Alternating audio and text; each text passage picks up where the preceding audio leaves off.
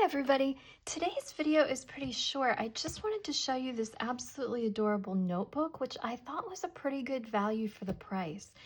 As per usual, I'll put links in the description to anything I talk about in case you would like to get one for yourself or a gift for someone else or the supplies I talk about. And I'll also put timestamps in the first pinned comment. Although this video is so short, you probably don't need them. So Never Stop Dreaming, and it has this, it's like a debossed cover that has a hologram, so it's just absolutely beautiful. It's so sparkly and pretty, especially in sunlight. It looks amazing. It's hard bound. It's just as beautiful on the back. It does have an elastic closure, which you can use or not. If you don't want to use it, just tuck it away back here. And then there's also a bookmark. And when you open it up, it's just super simple. It's wide ruled.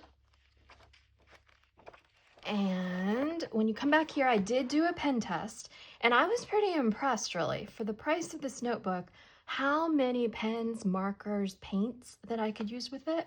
So I've got a Zebra Sensations brush pen, which is pigment based. Uniball Signo RT1 is a gel pen. Tombow Mono drawing pen, technical drawing pen. A Zebra Mildliner highlighter. A Marvy artist marker, which is pigment based, and a Faber Castell Pitt artist pen. That's another brush pen. Those are both pigment based. Pilot Varsity fountain pen. I don't use a lot of fountain pens, but I like to keep a Pilot Varsity on hand just so I can test it. Pentel Fude Touch is a dye-based brush pen, which often bleeds through. And then Sharpies, a big juicy Sharpie, fine point marker, and also an ultra fine. And then I also tested watercolors. I tested Meliang Pretty Excellent, which is more dye-based, more likely to bleed through most journals, and White Nights, which are much more, they're closer to artist quality, they have a lot more pigment, and they are less likely to bleed through. So here's our results. And you'll see here that it really did pretty well. So anything that was pigment-based is fine. Your gel pens, your markers, your brush pens that use pigment, all good. Once you get to dye-based, there's a little bit more ghosting right here with that Pentel Fude Touch brush pen. Sharpie, of course, is going to bleed through. Honestly, I'm hard-pressed to find a journal that a Sharpie doesn't bleed through, so that's not a surprise. With the fountain pen, I think it's going to be mileage may vary because the Pilot Varsity can be kind of juicy and put down a lot of ink, so it will depend on your nib size and the kind of ink that you're using. But with the Varsity, you have a couple of dots of bleed through, so FYI. And then paint. This was interesting, and this happens with a lot of notebooks. You have bleed through with the Meliang, which has got a lot more dye in it, but you don't have bleed through with the White Nights, which are more artist quality. So again, mileage may vary with watercolors. You can test your favorites and see what works for you, and you might get away with some lightweight sketches, some light washes. When you look here on this side, you'll see that with the Meliang Pretty Excellent, it doesn't even look right. It looks like a leopard. There's so many little spots here. With the White Nights, again, higher quality paint.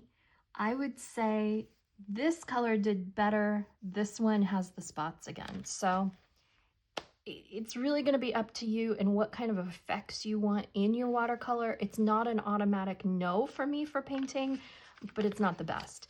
But markers, this Zebra Sensations brush pen, Uniball Signo gel pen that I use the most often to write, I'm all good.